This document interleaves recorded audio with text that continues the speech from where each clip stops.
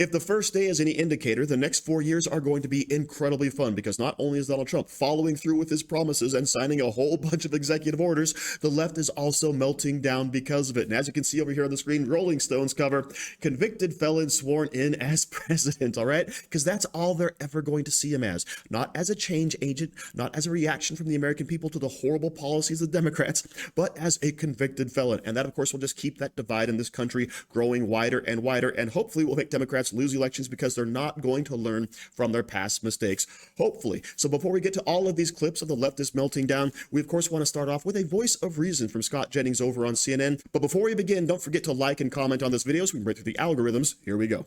Well, watching Donald Trump's day today, I'm just struck by the fact that we have a president again. I mean, look at this guy's day.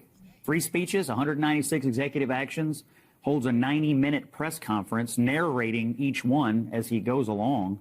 I mean, Joe Biden could not and would not offer the kind of transparency or vigor to the American people that we got here on day one from Trump. And tonight, Trump's going to throw on a tux and go to 3 balls. I mean, he's having an active day. I think it's going to be a massive amount of contrast here for a presidency like what we're going to see out of Trump and versus what we've had out of Biden. I was watching Trump today, and Van and I were talking earlier today, watching him walk down the hall of the Capitol, and the words that came to mind to me were gritty, resilient, determined, and audacious. There's not like a more perfect advertisement for the value of these qualities in modern America. I mean, you think about all the things that happened to him. Winning, losing, the court cases, nearly being assassinated. It's rather audacious what he has accomplished, winning this election and taking office today. And you said you were in shock. Well, Republicans are in awe. What about the pardons? What's your take on that? Here's what I think. Were these people punished? Yes. Were they ruined financially? Yes. Did they spend time in jail? Yes. Have their lives been ruined? Absolutely. And one of you said earlier, Van or Axe, that you think this sends a terrible signal that you can get away with things like this, as though we've never had a moment in recent American history when people were not punished for rampaging around when they shouldn't have been. It was the summer of 2020. And these people were actually punished. Those people were never even charged. So all the left, of course, can think about right now is Donald Trump pardoning those January 6ers. And don't forget, many of them have been in jail 4 years, sentenced to jail 4 years, and they didn't even set foot in the Capitol. And many more just wandered into the Capitol. Now, of course, there were some violent people, and Donald Trump is looking at those on a case-by-case basis. But don't forget, this is the same leftist media that applauded the days of rage, that BLM and Antifa should be allowed to loot. This is democracy in action. It's like, no, all right? You have blinders on and a complete double standard. But also notice the big difference between Donald Trump and Joe Biden. When Joe Biden actually answered questions, the press was like, holy crap, he's doing it. And you'd get 1 or 2 questions answered in a 5 to 10 minute period. But Donald Trump invited every single person from the press corps into the Oval Office to watch him sign his 100+ executive orders, all right? And he answered questions the entire time he was there. That's the level of transparency that Scott Jennings is talking about, because Donald Trump, for all of his flaws, whether you like him or hate him, he's going to tell you exactly what he thinks in the moment. But at least he's talking to you and answering questions so you know what's going on, as opposed to this veil of secrecy that Joe Biden always kept. But let's go ahead and begin our overreactions with Jon Stewart. And so, ladies and gentlemen, the torch has been passed from Biden to Trump. Yes, the torch has been passed to the same generation of Americans. Let's hear from the 47th president, fresh off the warm embrace of a tea ceremony with his predecessor. My recent election is a mandate to completely and totally reverse a horrible betrayal and all of these many betrayals that have taken place.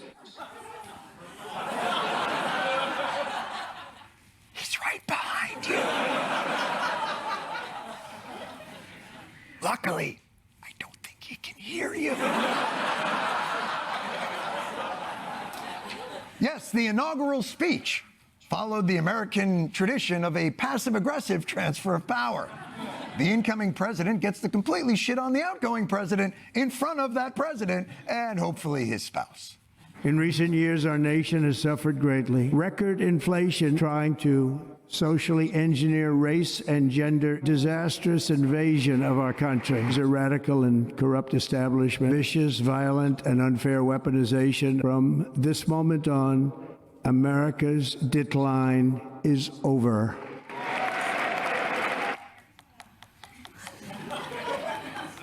This is absolutely my favorite part of Donald Trump being inaugurated. He comes out and roasts Joe Biden basically to his face. Biden standing right behind him, and he's saying, hey, the country was awful. Everything was ruined. We're in decline. All of these policies failed, and now I'm going to fix every single one of these, right? These betrayals to our nation, right? To his face, and Biden has to sit there and take it. But as Jon Stewart says, he's probably not even aware of what's going on. He's got his injections. He's in happy land. Jill Biden's there to guide him around. And that, of course, just makes it all the more delicious. And I love how the leftist media, including Jon Stewart, are so incensed by all of this, right? Don't forget, Joe Biden took every opportunity he could to crap on Donald Trump, not to mention sticking the DOJ and local authorities against Donald Trump, right? Remember, all of those prosecutors met at the White House before all of these charges were brought against Donald Trump in New York and in Georgia. All right. So yes, having Donald Trump come out and stick it to him in public, in front of everyone, the entire nation, the entire world, was well deserved. But let's get some more reaction from the Morning Joe. And that some of them are clean, cut, and dry. Pardoning the January 6th insurrectionists is chief on that list. The fact that that can just be done with the stroke of a pen, I think it all served to underscore for Republicans on the Hill, for Democrats on the Hill, for everyone in Washington and beyond, support him or not, but this is how it is now.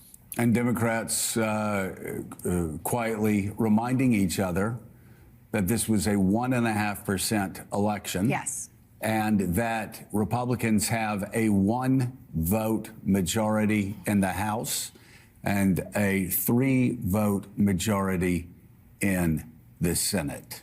Yep. Right. Yeah, but I just want to add one thing to that. We can say that to ourselves. He has co-opted America's heartbeat. You have to. Well, if America's heartbeat. Well, I'm not saying you might not like that. Hostage families standing behind him and former hostages. No, America's heartbeat is standing behind him. That marketing visual is quite something. Listen to me. Talking about J6. Well, J6.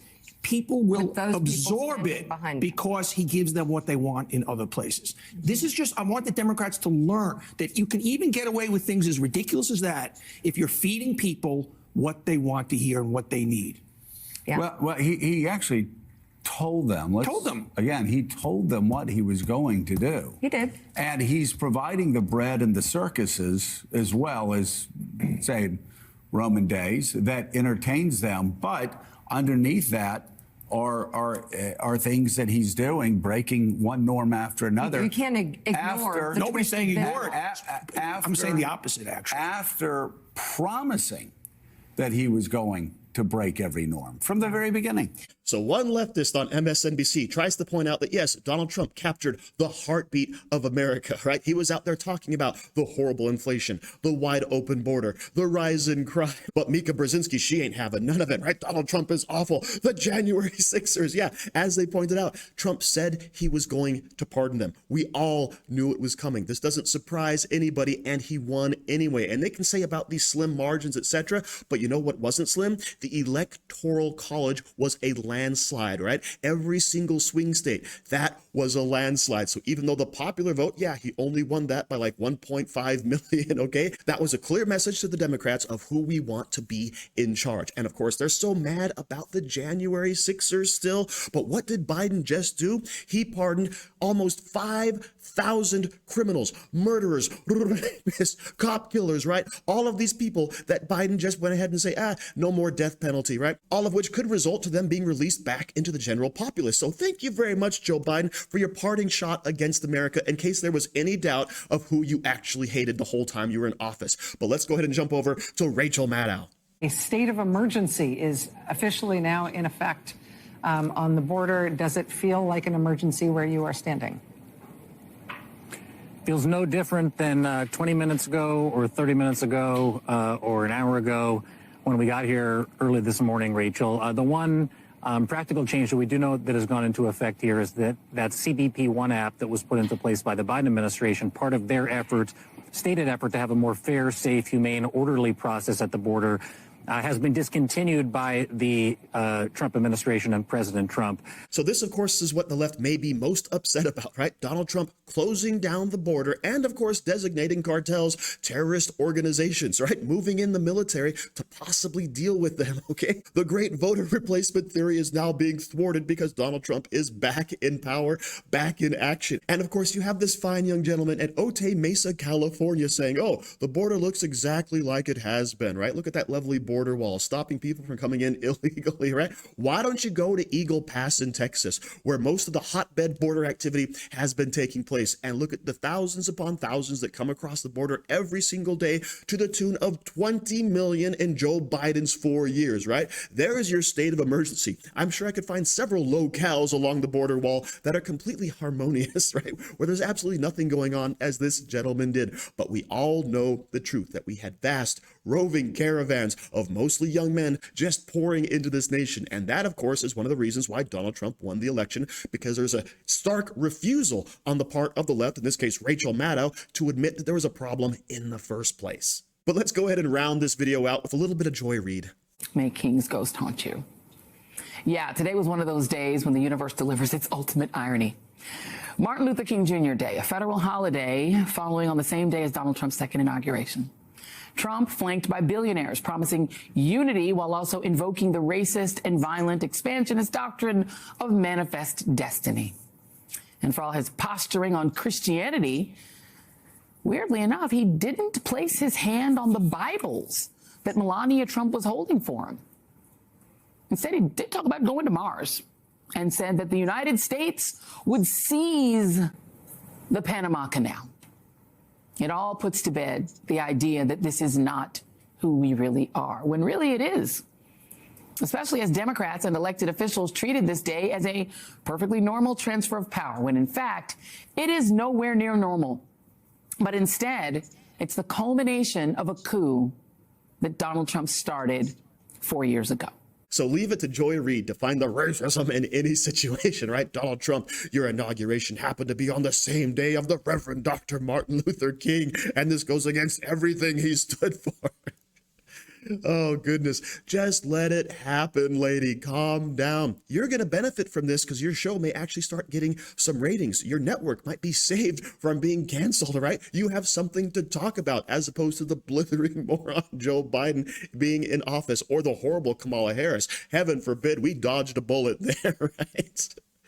Oh, goodness. So I'm so happy, of course, that all of this is going on. And I'm so happy we're going to be able to see 4 years of leftist meltdown. So I've just got my fingers crossed that Donald Trump delivers on all of his promises. And of course, we have America being made great again. So don't forget to like, share, comment, subscribe. And thank you very much for watching. And stay safe out there, people, because they're coming after you.